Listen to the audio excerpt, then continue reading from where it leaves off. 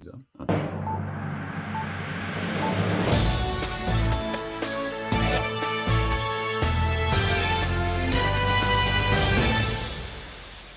we are, ladies and gentlemen. We're back again with another episode of Kloppzone HQ, bringing you all the news from Liverpool FC, both men's, women's, and academy teams. Like we said, up next is Ajax, as you can see down there on the right-hand side of your screen. Tomorrow, 8 p.m. British Standard Time. Make sure you're tuning in because the news is that the game, as of now, will still go ahead. So fingers crossed that game still goes ahead. We're still unsure about others, but we will get into that on Kloppzone HQ. I'm joined today by Keepin it GG.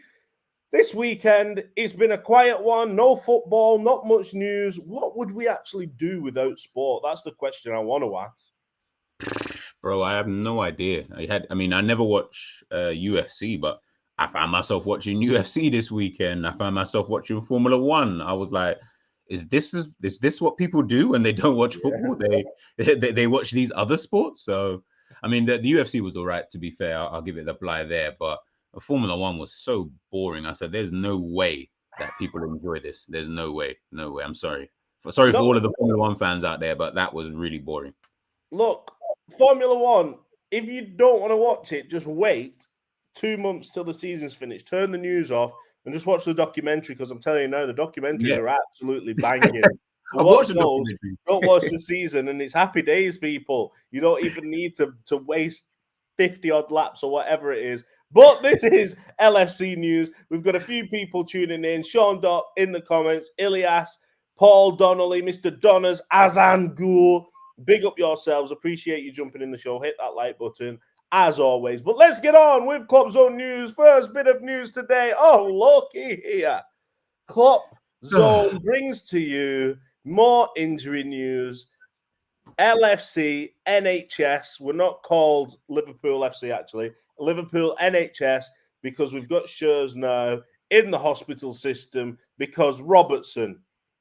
Knee injury, definitely not available for tomorrow. The rumor is it's not good as well. He's in a knee brace at the moment. So we're going to get a bit more on that from Klopp's press conference today. We'll bring that to you if we get the breaking news while we are live now. But, it just mounts up, doesn't it? It just keeps getting bigger and bigger. This ward, we're going to need a whole hospital, never mind a ward at this rate. Bro, like the artist DJ Khaled says, another one. Another one. Where this is, it's just, I just laughed. I think when you put it in someone put it in the group, I think it was Ish. I just laughed. I actually just laughed because I looked at it and I thought, here we go again. But one, I don't like saying good thing out of people getting injured or hurt or anything like that, because it's not a good thing at all. But the good thing out of that is that Kostas will be able to play. And I think most of us will probably say that we've been waiting for Kostas to kind of just get a run in the team. I think he's deserved it with his performances off the bench. And I think now is his time. If I'm being honest, have a good run of games. If, for example, Liverpool's form turns and he's a part of it, sorry, Robbo, you're going to have to just wait a bit longer. And to be honest, I'm not going to mind that. I'll be very happy with that. You know what I mean? It shows that we're not a typical, or Klopp's not a typical loyal person in that kind of sense. So let's give Kostas the chance, man. He's deserved it. That's the bit of good news from it, isn't it? Kostas Tsimikas, we've all been asking for it. Get Kostas in. Sprinkle a bit of Greek sauce on the field, because we need something right now. So, bad news. We don't want Robbo to be injured, obviously. We never put any hoodoos on people. I've not had my voodoo doll out, putting needles in it to try and injure Robertson, I promise you. But we did want to see Kostas. So this is Kostas' chance now. Like we always say, football's about opportunities. Can Kostas come in, seize that opportunity, and take that left back spot and make it his own? But let's move on to the next piece of news, because next we have the superstar that is Leanne Kiernan. But it's not just Leanne Kiernan. It's Mo Salah, Harvey Elliott, and Leanne Kiernan up for nomination in the Northwest Football Awards. Now, there's always some kind of awards. There's always like the GQ awards, there's the Footballer of the Year awards, FIFA awards, EA awards, UEFA award. I can't keep up with the awards, but any award nomination is a good one. This time, the Northwest Football Awards, G, and we've got Mo Salah up for Premier League Player of the Year. Mm-hmm. We've got Harvey Elliott nominated for the Rising Star of the Year, and we've got Leanne Kiernan Women's Footballer of the Year. So 3 worthy nominees. Do you think any of them may grab that top prize and win the trophy? I think I'm looking at Mo Salah, but I feel like Leanne Kiernan has got a chance. The only, I would have said Harvey, but I haven't seen the nominations. But I don't know if Foden is in his nominations as well. If so, then he won't get it. But if with Mo Salah and Leanne Kiernan, I think they both got a very, very good chance. They're both like my favorite players, to be honest, for both the men's team and the women's team. So shout out both of them. They both, if they do win it, they deserve it 100%. Especially Leanne, you know, she was on fire last season, man. She was on fire, and I think this season, yes, they're in the WSL, and yes, it's going to be difficult up in the top league, but I have faith in her. I have faith that she'll be able to hit the ground running and just be able to push forward. I think she could be one of those wild cards for getting top goal scorer in the WSL this season. Make sure you tune in, watch the women's team because they're ready and raring to go. I've spoken to them in the last couple of weeks and they are chomping at the bit to get on that field and show everybody what they can do. But Sean Dock here saying, we should get the Premier League Club for Most Injuries award. Listen, we would be the absolute, we'd be like the Manchester United Kings of England at that one, I tell you. We would be King of England on that one. We've also got Paul. Sorry, Paul. I didn't mean to call you that, Paul. Each to their own. That might be a nickname. We don't know. But I'll call you Paul for now. Paul Donnelly, NHS should be our main sponsor. Look, it's so true. Liverpool's injuries just keep mounting up. But hopefully, we stay injury-free from now on because Sean Dock's saying we're one injury away from Milner playing at left back. Look, you're saying one injury away, Sean. I wouldn't be surprised if we see Milner coming at left back ahead of Costas Tsimikas. That's the scary bit.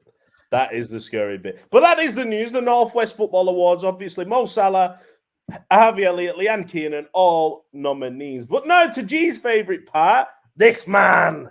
The Liverpool Lord, the Lord of the Cop, whatever you want to call him, Mr. Divock Origi.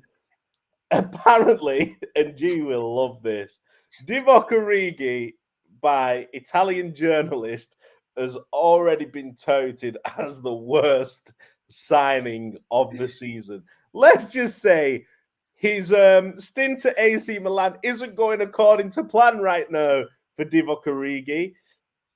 Gee, did you expect this, or did you actually think Divock Origi should be able to do bits in Serie A? Oh my goodness.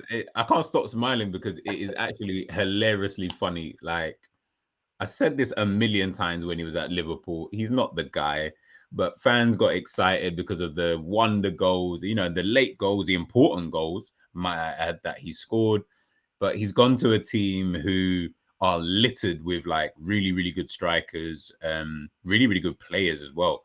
And you just think to yourself, it's like the shine has wore off him, if I'm being honest. I don't think he was going to go there and be able to do, you know, what he seemingly did apparently at Liverpool. So I feel like now we're seeing the true Origi, guys. We're seeing the true Origi. I think AC Milan was probably too big of a club, if I'm being honest, for him. I expected more that he would go to like a Villa or like a Wolves, you know, someone like that. Like, I felt like those kind of clubs where it's the expectation isn't so high. You know, this is the team who just won the Scudetto last season, so they're looking to try and retain that this season. You know, so bringing in someone like Origi, I get it. Maybe from a financial point of view, he was free, but that's not the level of player that I would have, you know, tried to bring in. And we're seeing it now. So what can we do? Gee, he's loving this. He's lapping this moment up as much as he can. Kevin Pawan saying, damn, I thought Lord Origi would bang in Serie A. Look, we did as well. I actually thought he would. I don't think... In fact, there was a part of me saying, he should have held out and tried to force a Newcastle move, things like Yeah. that. But no, we're Mhm. looking and whoo, maybe we overestimated Divock a little bit too much. But the news coming out of the press conference from Jurgen Klopp, his comments on the Napoli defeat, which is interesting to me, G. It was Big the up, man. worst game we've played since I've been here. You have to understand why that happened. 8 out of 11 were absolutely below the level. Finally, we're getting a bit of honesty. We're not deflecting by saying witches, dry grass, injuries. We're finally starting to admit, especially Klopp, not us, because we've been admitting it for a long time. Klopp's finally starting to admit that the players just aren't up to scratch right now. Which 3 players, do you think he might be given a bly for the performances? Ali, Diaz, Harvey Elliott. I Mm-hmm. feel like those will probably be the 3. The rest, we've said it a million times, they've been all crap, to be honest, the entire season. And it's actually crazy when I think about it now, that statement for him to even come out. Like, I'm happy he's actually said that. A bit of honesty, wouldn't go amiss, especially at Liverpool and how we've been told a lot of lies recently. But the fact that he's come out to say at least 8 of the 11, were completely below their level. I'm hoping that this break that we've, this weekend that we've had off, he's been able to just try and maybe get things going again. However that happens, or what we do on tomorrow, remains to be seen. But maybe he's seen something and said, you know what? All right, we probably do need to change some things around, whether that be style of play, personnel, whatever it is.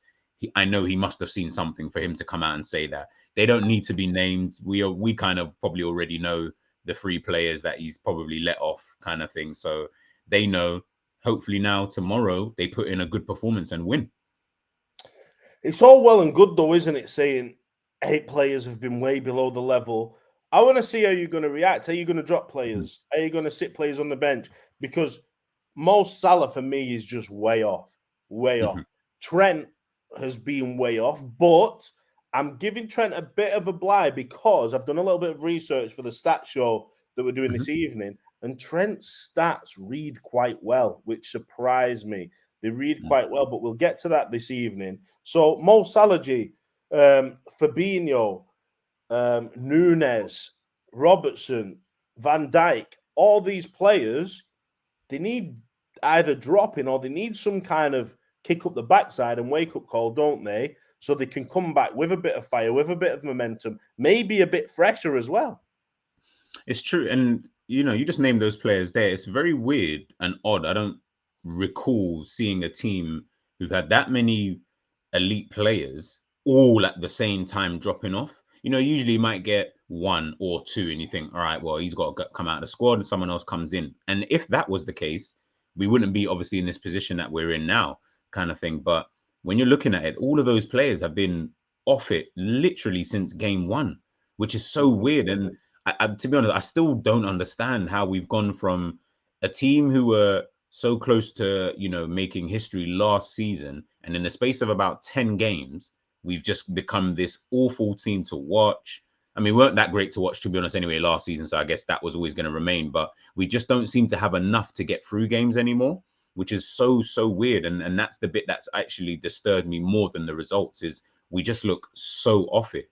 And a lot of the players who we wouldn't ever think have all been off it at the same time. So maybe it's fatigue. Maybe it's, as you said, they just need to kick up the backside. I think that most of them actually need a challenge because most of them don't really have any. Players like Van Dijk, he's always going to play. Maybe if Konate comes back, it might cause a bit of an issue, in terms of whether he starts or not, because he deserves to be dropped. Trent deserves to be dropped. Robbo deserves to be dropped. Mo needed to be dropped 6 months ago. Is all of these players need to have some time out of the team in order for the team to grow. Otherwise, we're just playing the same guys, and it can't always work that you play players into form. So true. And big up Michael Talks Football as well. The podcast, make sure you get over there, check that out, because a really good podcast from Michael Talks Football, bringing us news from the press conference. We've tried to use the time to analyze and train. Michael saying, wow, finally, we're doing something effective in training, maybe. This is what I mean. This is worrying, G, because what are you doing in training then anyway? Because shouldn't you be analyzing the games and training anyway? Like, do they literally just run? Like, I know we see all this tiki-taka, but what are they doing in training if they're not analysing and they're using this time to analyse? This worries me a little bit. Bro, this. Honestly, I can't stop laughing at some of this because like we've highlighted here on Kloppzone, we've highlighted here on the Jerry James show, we've highlighted these things, and these are the worrying signs that fans didn't really want to get into because they were more concerned with the fact that it's only one game, one turn to two, turn to three, turn to four, turn to five, and now we're here. You know, and now it looks like a complete and utter shit show, to be honest with you. So, you know, it's the fact that, as you said, what the hell are you guys doing in training then? If you're not analyzing the team, you know, surely after the second game in the Premier League, you should have been analyzing the team. Then when we got to Bournemouth for 1-9-0, maybe they thought that things were kind of on the up and up. But you know, that was always going to be a false sense of security, to be honest. So I don't really think they're doing that much, to be honest. But I'm going to give them the benefit of the doubt.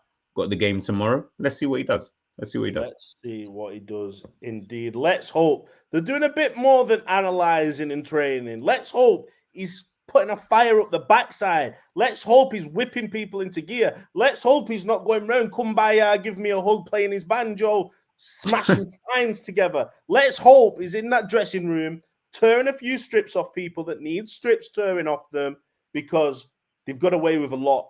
A lot of players in that team now have got away with a little bit too much. So let's keep our fingers crossed. Let's hope we can do a little bit more than we've done lately. But James the Brain bringing us some more breaking news. Robbo out till international duty. So that's confirmed. Robbo is out until international duty. Curtis Jones is also out.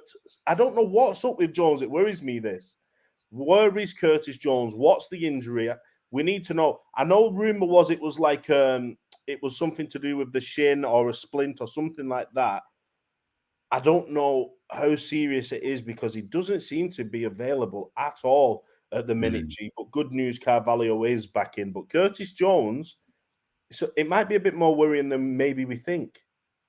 I think, well, I mean, we James just saying there he didn't disclose anything. As per usual with Liverpool, we never do. So we're just kind of having to play the guessing game. Doesn't look good. For me personally, season's kind of done, if I'm being honest with you. Because the reality is, let's say he doesn't come back until after the international break. Even then, he's going to need some time, you know, to kind of get back into the swing of things in terms of just training. And because we don't actually know what the injury is, I don't even know how long the recovery is going to be, how long he needs for rehabilitation, all these kind of things we don't know. So if that's the case, I'm looking at it. Let's put it to you this way. For me, his season's done in terms of you're not getting into the team when everyone's fit anyway. So where do you even come into it? You know, so this was your time. This was literally Jones. If he was fit, this was his period of time to kind of stake a claim. If everybody comes back, you know, roughly by around like the World Cup and just after that, where does he fit in? You know, then if I'm being honest, you get to January, we've got to start looking at potentially, you know, getting him out on loan, selling him. We've got to do something because we can't just keep him here just for the sake of the fact that he's a Liverpool product. You know, that means nothing in the game of football. We need to be cutthroat and understand that if he doesn't have a career here, let's cut ties as soon as possible. He holds quite a bit of value. He's English and he's young. I've got no issues with selling him, to be honest. Yeah, and that burns me because you know how much I love Curtis Jones, but I agree with you. I think his time's come. He needs a move away because he's not going to be played the way he should be played at Liverpool. He's not going to get the chances. And you know what hurts me more than anything? His potential is, if not the same, higher than Harvey Elliott's potential. But what Klopp has done is put all his chips in Elliott. He's backed Elliott when Elliott's not been performing. Elliott, I've got to admit, is going to be a good player. He looks like he's coming good. But Curtis Jones has never had that full support, I don't feel, of Jurgen Klopp. But we're saying a few people here, Kevin Powan saying, heard he's been struggling with mental depression and things like that. We've got Paul Donnelly saying, I don't see Curtis Jones creating any miracles anyway. No hate, just saying it how I see it. It's a tough one, isn't it? Because if it is mental, let's hope the club are doing something and putting something in place to support him through that. His contract's not up anytime soon. I hope we do see Curtis Jones, but I think this probably doesn't help his mental state, seeing Harvey Elliott and Carvalho coming in ahead after he's been so loyal, tried to fit into a Klopp system, played different to how he would like to play. I really feel for Jones at the minute. But this is a news show. We can't talk about Jones all day because we need to talk about another man, Mr. Naby Keita. James says Klopp doesn't expect Keita to go on international duty. A lot of whispers coming out of Liverpool that there's still contract negotiations going on to extend his contract. What's happening with Naby? Where is he for starters? I've not seen. In fact, I did see him the other day. I saw him come out onto the training ground on his own, though, with one of the personal trainers, which again, a lot of confusion. If he's fit enough to train outside, why is he not with the team? What do you think's going on, G? Real talk, what do you think's going on with Naby Keita right now at Liverpool? The problem that Naby's got, I feel, is that where his contract runs out next season, he's stuck between a rock and a hard place because you're always injured, which doesn't help your cause. Last season, I think, last season was the first season where he was actually fit for the majority, of the season in itself. He didn't probably play as much as he wanted to. So now he's come into this season, saw all the injuries at the beginning of the season, still wasn't getting picked when he was available. So, there was that talk and there was reports about, him being unsettled and he wants, a move away. Look, I look at Naby Keita and I think to myself, on one side, on like your side of things, I feel sorry for you in a sense of you didn't ask for injuries. No one asked for it to be injured. But then you also look at it and think to yourself, it's a bit deep because we are constantly talking about we need midfielders. And if you are available and Klopp just isn't picking you, then it's a bit of a slap in the face, to you as a player, which obviously that's not a good thing. So then the relationship is always going to be fractured just due to that. On Klopp's side, and would I say probably most fan side, is you've been injured for so long. You're always injured. Like, heck, you're injured now. Do you know what I mean? So it's like we cannot rely on you. So if we can't rely on you, we want you out as fans. And the staff are probably thinking, yes, he's a decent player, but if he's not going to be available, what is the point of having him here?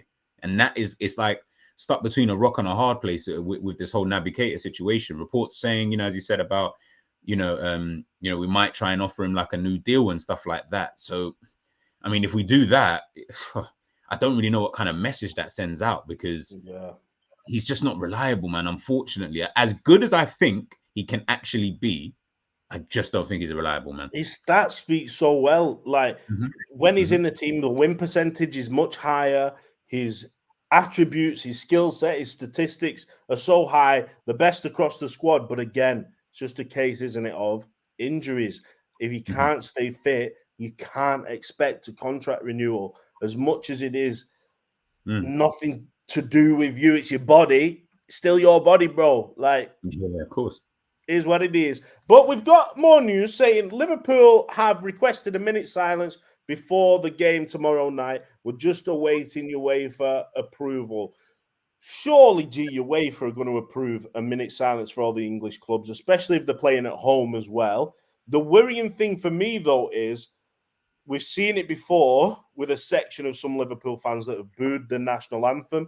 And I know everybody's entitled to their own opinions. A lot of Liverpool fans are anti-monarchy, anti-establishment.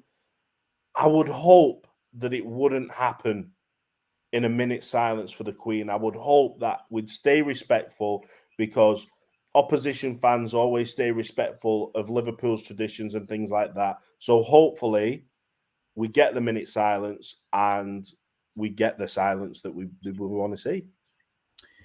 The reality is, in a perfect world, 100%, bro. I don't think that's going to happen. I still feel there's going to be Liverpool fans who are going to boo, as you said, just due to their, their feelings towards the monarchy and, their feelings towards like the royal family and things like that. So, and, I mean, I've seen someone here saying Klopp expects fans to behave. I mean, I expect to be able to, run 10K, but the reality is I can't, unless I train really hard. So, You could you do know, 10 kg. I know you could. you think I could do 10K?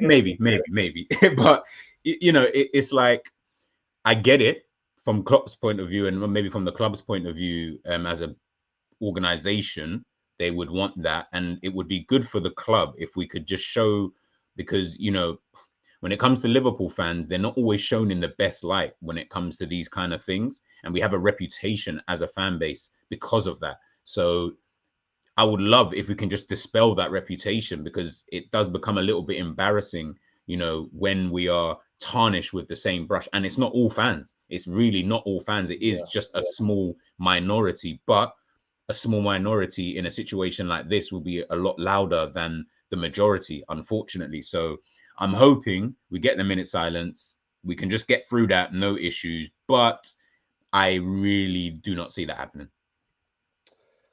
Yeah, I worry for it. That's why I'm thinking, let's move on to this so we can talk about it a little bit more.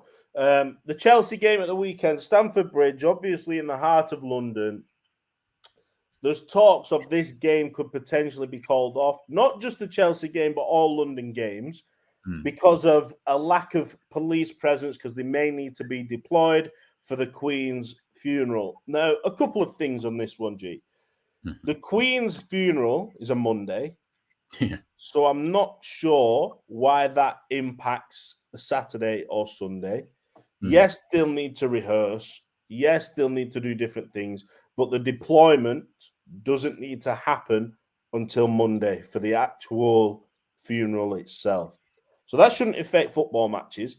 Secondly, I really do believe, and there are whispers coming out of the Met, that it's because Liverpool fans, again, with this anti-monarchy view that some of them have, they don't want to risk something potentially happening in and around the capital, with people being able to go in and see the Queen as she's laid at rest, I think in Westminster, or it might be St. Paul's. She's laid at rest there. They don't want to see anything around the capital that's shown as negative towards the monarchy, do they? So I can't see anything but the game being called off, to be honest. Yeah, and like I said, it's unfortunate, and guys, everyone who's listening and watching, these are uncomfortable conversations for people to have, but they're conversations that need to be had because they've been bedded into, like the history of the football club, unfortunately. And look, whatever you feel about the monarchy, whatever you feel about the royal family, it's not about you. Unfortunately, it was not unfortunate, but in this case, it's not about you. It really, you are so far removed from the train of thought that we need to start understanding that no matter what the issues are that you currently have, for one day at the bare minimum, just purely because at the end of the day, if the tables were turned, and when we think about like the Hillsborough and all these other things, when the tables are turned, we will then complain. So we can't complain about something but then act in a completely disrespectful manner, shall I say, in that regard. Now, like I say, it isn't the majority, it is a minority. So it's not like it's more people who don't and this, that. It isn't about that. But in these type of situations, the minority will always be louder than the majority, and the minority is what they will focus on in this situation. Unfortunately, I don't want them to. I know Liverpool fans are like one of the best fans out there when they're supporting their football team, but the reality is, in these kind of situations, it's just unfortunate that we are known, we are tarnished with this brush in the UK. It is just a fact. We are tarnished with the brush of a team who are going to do something that is just going to upset the masses. And if we're going to upset the masses, we got to remember we are small fry in comparison to the masses. So we will just be blacklisted, so to speak, in every other aspect. Do we want that as fans? Do we want that as a club? Do we want that as an organization? We don't want that. So like I said, I pray that we are in a position whereby everyone is just on their best behavior, keep it quiet just for that period of time, and then whatever your feelings are, cool, keep your feelings, have your thoughts, whatever that may be, that's fine. No one can tell you any different for your opinion. That's not the issue. It is just literally the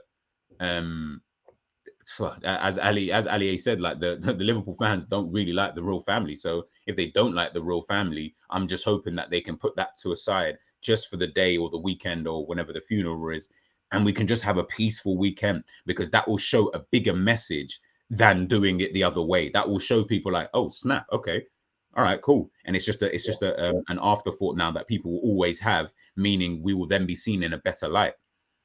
Completely agree. What people, not just Liverpool fans, what all fans need to realise, that if you do the thing that people have said that they're worried you're going to do, that just feeds into the narrative of these people. And then you can't defend yourselves when it comes to, well, actually, look at this. We did this.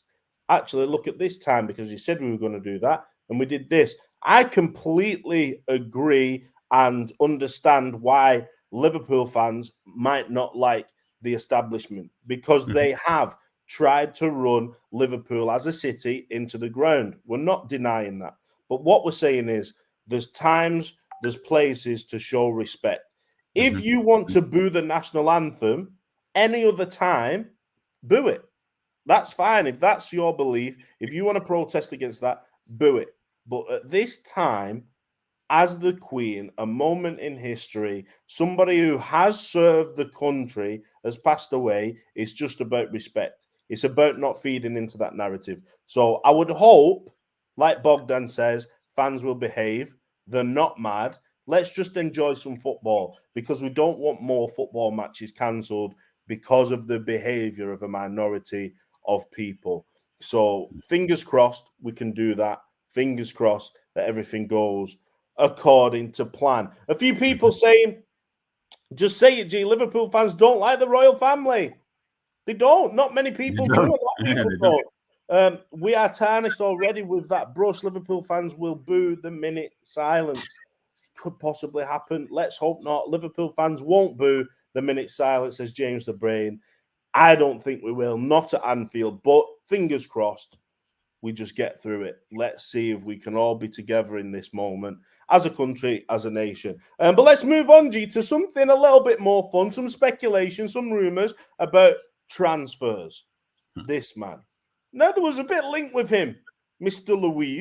Douglas Luiz of Aston Villa, a bit of a link with him to Liverpool on transfer deadline day. We were whispering, could he come in? He's available.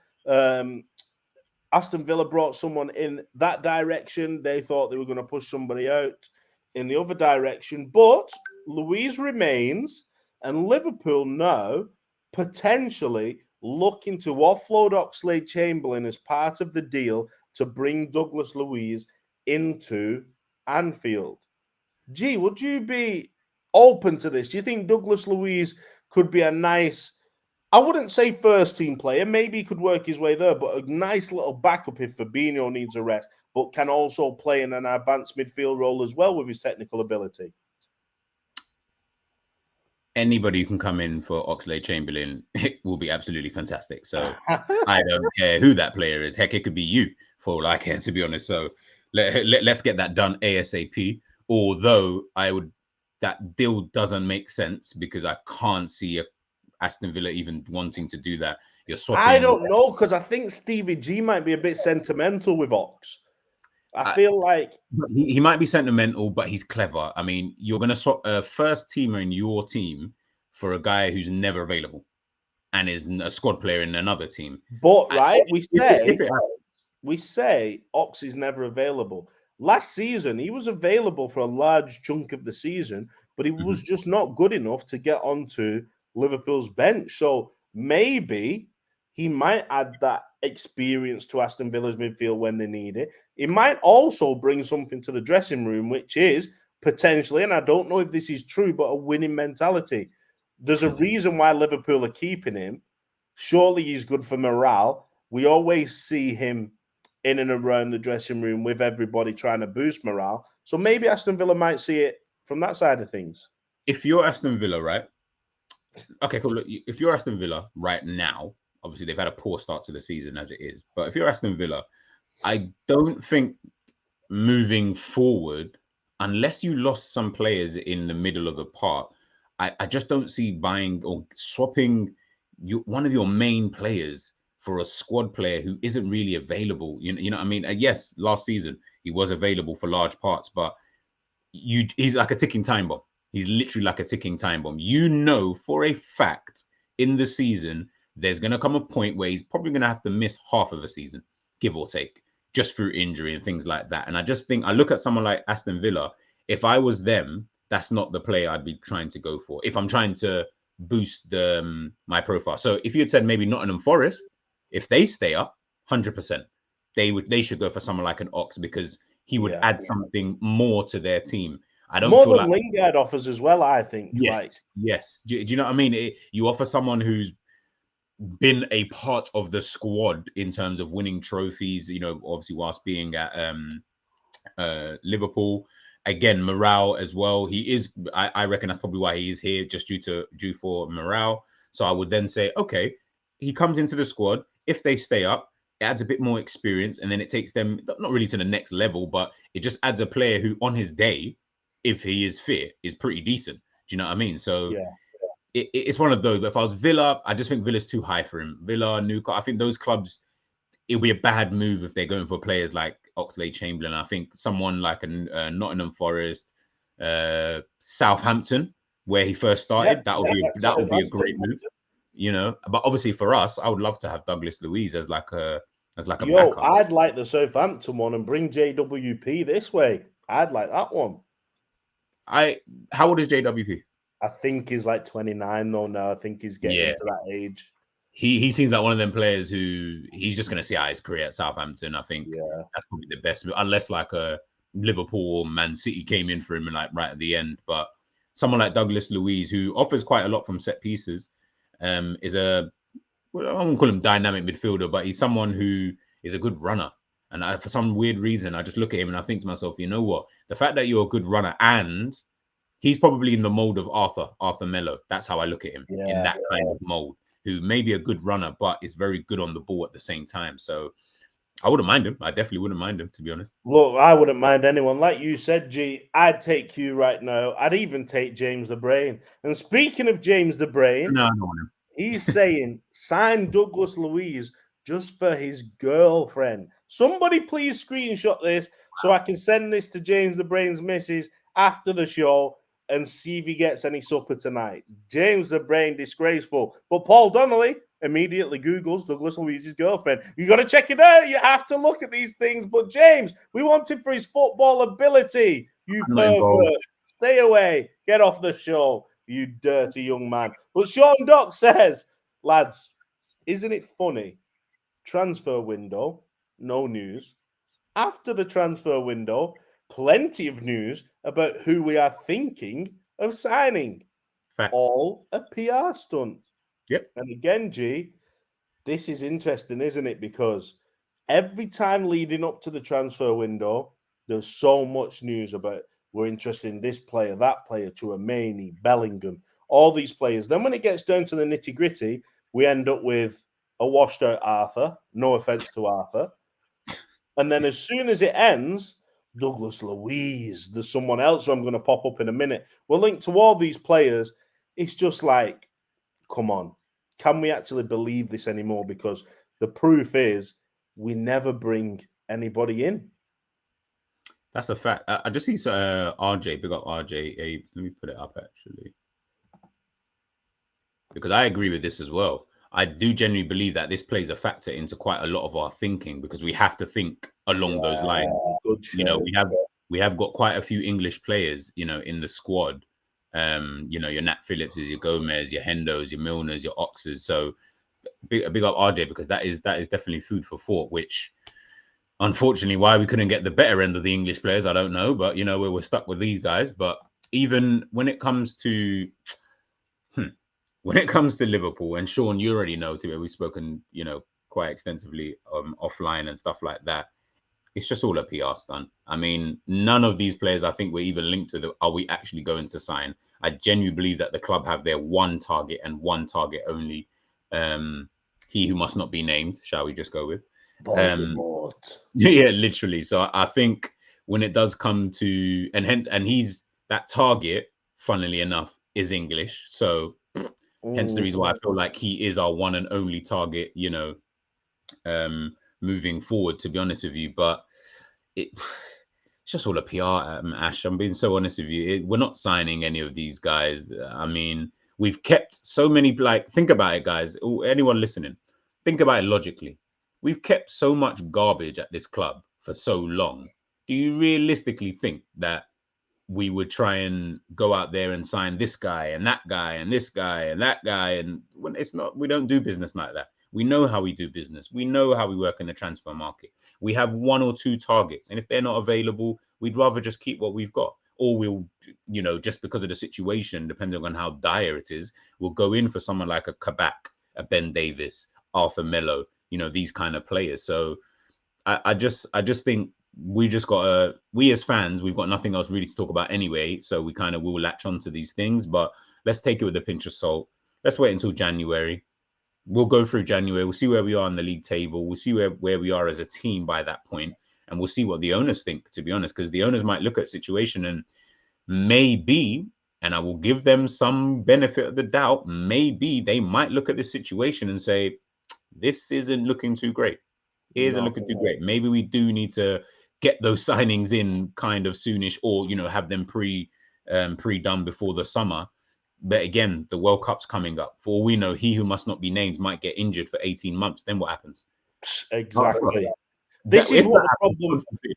I would want to see what happens next.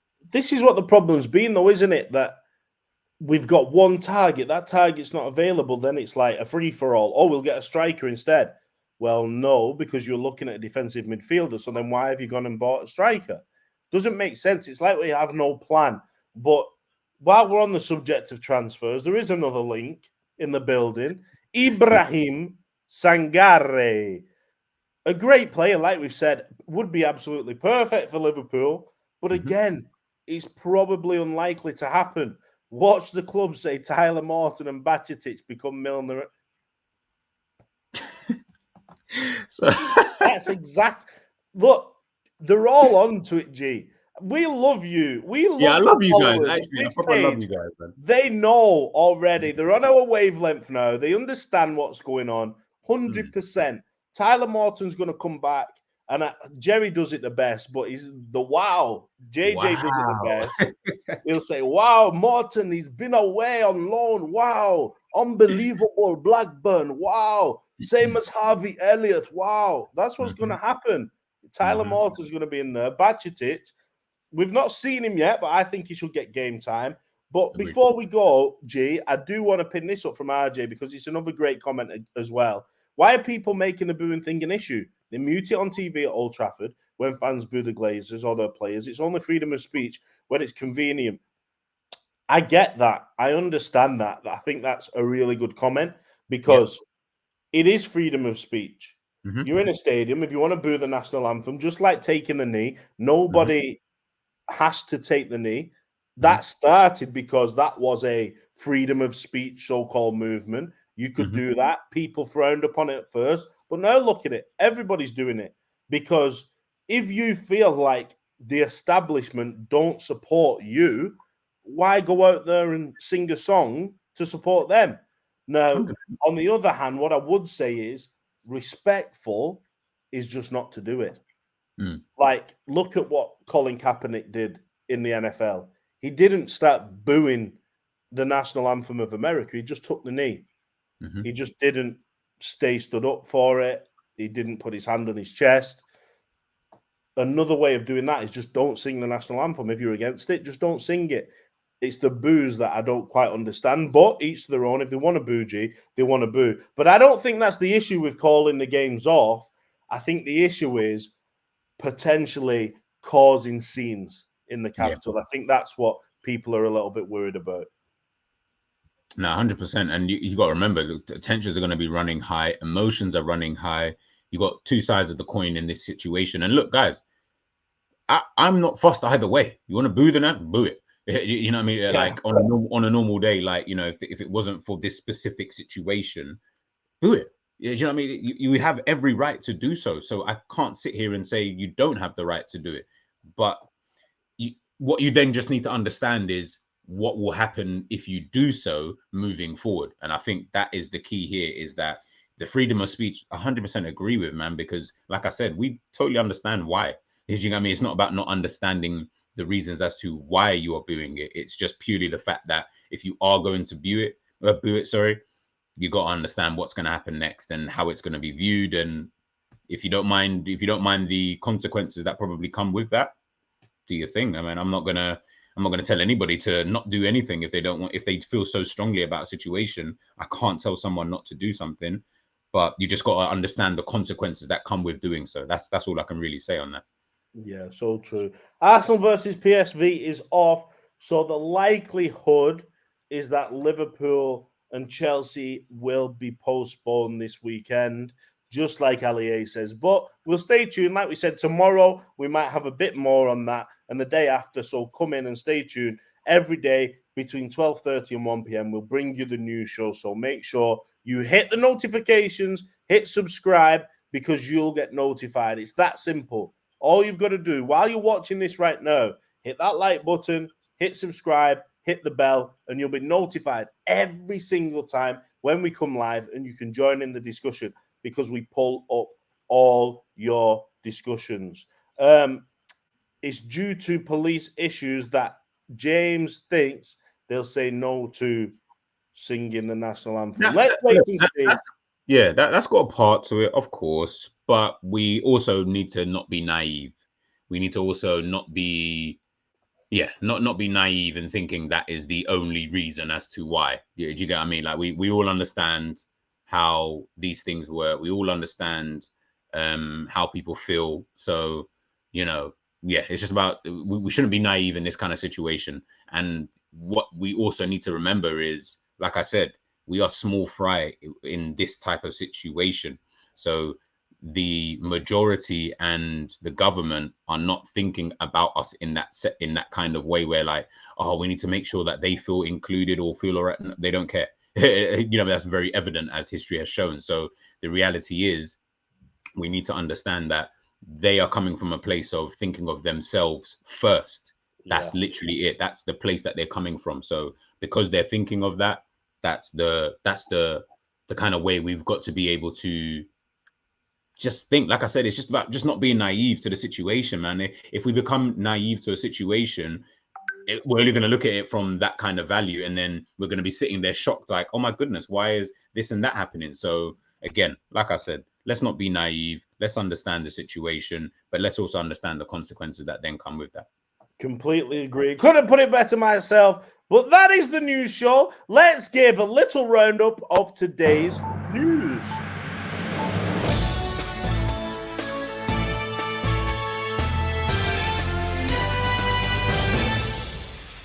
Andy Robertson out injured until after the international break at least. So we're seen with a knee brace on today outside the AXA training centre. So fingers crossed. It's not as bad as we seem, but Costa Samikas. Bring him in. Let's have it. Then next, we've got Keepin herself with Mo Salah, Harvey Elliott up for nominees for the Northwest Football Awards, respectively, in their own categories. Fingers crossed. Get over there now and vote for those players and show your support. G's favourite player in the world, Divock Origi, already touted as Italy's worst signing. Serie A just don't like to see Divock.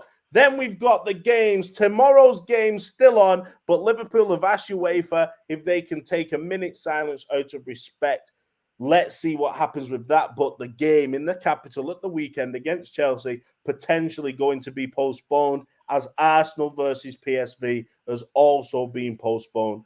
They're saying due to policing issues. So let's see with that one. And a bit of transfer speculation. Douglas Luiz, Ox going the other way. Douglas Luiz coming into Liverpool potentially.